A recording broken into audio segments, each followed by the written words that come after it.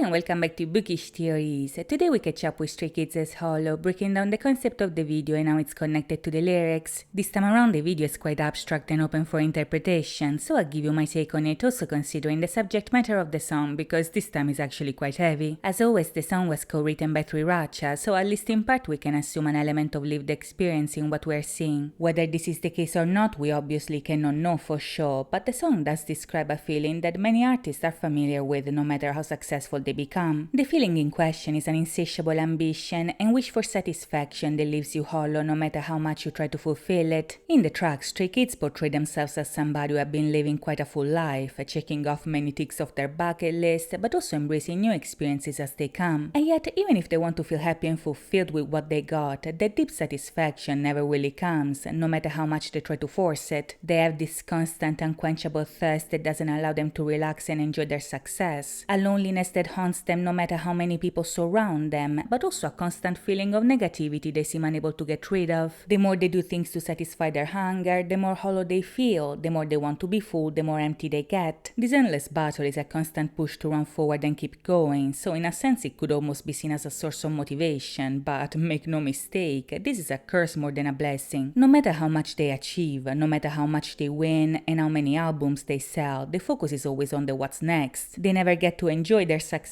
because the dark pit inside of them always requires more, even if it can never be truly filled. In the lyrics, they even mention that despite their success, the Hall of Fame is still far away. And these lines almost have a tragic irony to them, because Stray Kids do have a song called Hall of Fame, where they indeed recognize all of their achievements. With this nod to that song, Hollow almost undermines them because it exposes a mindset focused on negativity, right? They might brag about their achievements, rationally they might recognize that they are objectively successful, but that satisfaction is short-lived because that hollowness is never filled. This is actually quite a dark state of mind to be in, so I'm not gonna sit here and tell you that this is how all of them feel 100% of the time, because to be honest, it's probably not the case. The parallel with Hall of Fame makes me think that if anything, it's more of a two sides of the same coin situation, with Stray Kids and Sriracha especially being proud of their achievements while also wanting more and thinking that they can always do better. I'm saying this because this is a duality that shows up time and time again in their lyrics, like this is not the first time. In many of their songs they're fully aware of their impact and they're very proud of their success, but every now and then we do get songs expressing a darker side where this ambition overcomes them when left unchecked. Now, in the video, this concept is portrayed with a theatrical fantasy where Stray Kids are consumed by an endless search for light they need to use to fill the hollow void inside of them. In the video, the world is portrayed as a stage where the members perform no matter where they are. Their movements are controlled by strings that give the impression that they're like puppets in this world, but these strings are almost invisible to the eye. If you don't pay attention, you might not even notice that they're bound. You might think that they're free, but they're not, and in this state, they perform even when no one else is around. Now, right off the bat, this is a very bleak representation of their idol self. You see them as puppets, not just on stage, but everywhere, like their entire reality is a performance, and even when they look free, they are not. When they are together, they manage to create a spark of light, which they then send off to the audience as they perform. This is great and all, right? It's awesome, but once again, if you look closely, that is, if you look through the cracks, you see them falling in the abyss that they hide inside of themselves. As they create light, they have none left within. They're empty, like wooden puppets, which is exactly what we see on the walls of the trophy room. In the video, I think that their experience as idols is almost portrayed as a dark fairy tale here. The reference to the wooden puppets, for instance, reminded me of Pinocchio, the puppet that comes alive after his creator wished for him to become a real boy. The green curtain in the background, on the other hand, heavily reminded me of the Wizard of Oz, and more specifically to the iconic line, "Pay no attention to the man behind the curtain." Basically, in the original film, when Dorothy and the others finally get to see the Great Wizard, is revealed as nothing like he was presented as. The strong and powerful persona of the wizard is an illusion created by the wizard himself, the man behind the green curtain, who is far more normal and unassuming than previously believed. In Hollow, I feel like that in a sense we are taking a look at the man behind the curtain as well. We are taking a look at what's behind the greatness that we see on stage, but also at the other side of that coin. One thing that we are used to seeing, for instance, might be them winning, like in the trophy room. We see the walls full of certificates awarding each member, all of them lining up to receive their prize, and them celebrating together together these well-deserved victories. What we don't see, however, is how addicting these victories can be. In the video, the prize is light, a light so bright that it makes them cry. It's external validation maybe, something that is able to fill that void that they have inside for a little while, but like in the lyrics, this satisfaction is short-lived. Soon enough, the light of that wind starts to dim, so they're forced to go look for that light someplace else. When we take a look at the man behind the curtain, we see Stray Kids focused on finding the light again, no matter what it takes. They have buckets to collect the orbs, they study the signs, they look for it anywhere, and this is because they're never satisfied. This unsatisfaction is reflected in their search because they really try everything. Felix and Changming, for instance, are attracted by a family celebrating a birthday. Could that fill their void? Maybe, sure, but it's not the only thing that could work. Each member takes light from different places, from the walls, from the street lights, from a puddle, but the more they fill their buckets, the more the light escapes. The buckets have holes in them, they can never fill them, and so their search turns very dark. The more they gather light, the more this light becomes difficult to acquire. It's like their victories, basically. At first, the satisfaction from a success lasts for a while, but the more they succeed, the more they need to succeed more to feel the same way. It's an addiction, basically, an endless spiral, and at one point, Lino is so desperate for light that he puts his hand in An's chest and steals his light from his hollowness. This is the point where ambition turns dangerous here, when it becomes so consuming that you don't care about hurting somebody else if that means succeeding. In the video, there is a moment where you can truly see the dark side of the hollow. Each member is lost in their own world, almost mindless in their search for light, and even on the brink of death, Han is still reaching for that illusion of light that disappears as soon as he touches it. In the background, you don't hear music at this point, you hear shutter sounds, almost as if to show that even at their darkest hour, they're still in the public eye. They're still on the stage, they're still being watched as they self-destruct, because that's exactly what that is. If you look at Hyunjin, for instance, he still has light from the prize, but that's not enough for him. He wants the sun, so he keeps climbing towards it, only to experience a downfall at the closest point. The video almost portrays them as a modern-day Icarus here, because this is straight up what unchecked ambition does to you. It destroys you, and even if you survive, there is no peace, ever. Like we see right at the end with Diane, as he's crying the loss of light, a stage light literally falls on him, crushing him. This is very much traumatic irony here. The very thing that was supposed to save him ends up killing him, so there's no happy ending to this story. The curtain closes again on this tragedy, but in the very last scene the story continues. The deaths portrayed in the video were not real deaths, of course. This is a dramatization of events, a performance to show what's behind the curtain, and in this performance their search for light keeps going. Now, to see what else Stray Kids have in store for us, for now we'll have to wait and see, but in the meantime, let me know what you think in the comments down below. If you enjoyed this video, please think about liking and subscribing, and if you want to support me, I have a new channel for you to check out, and merch linked in the description down below. As always, thank you so much for watching, guys. I'll see you next time. Bye bye!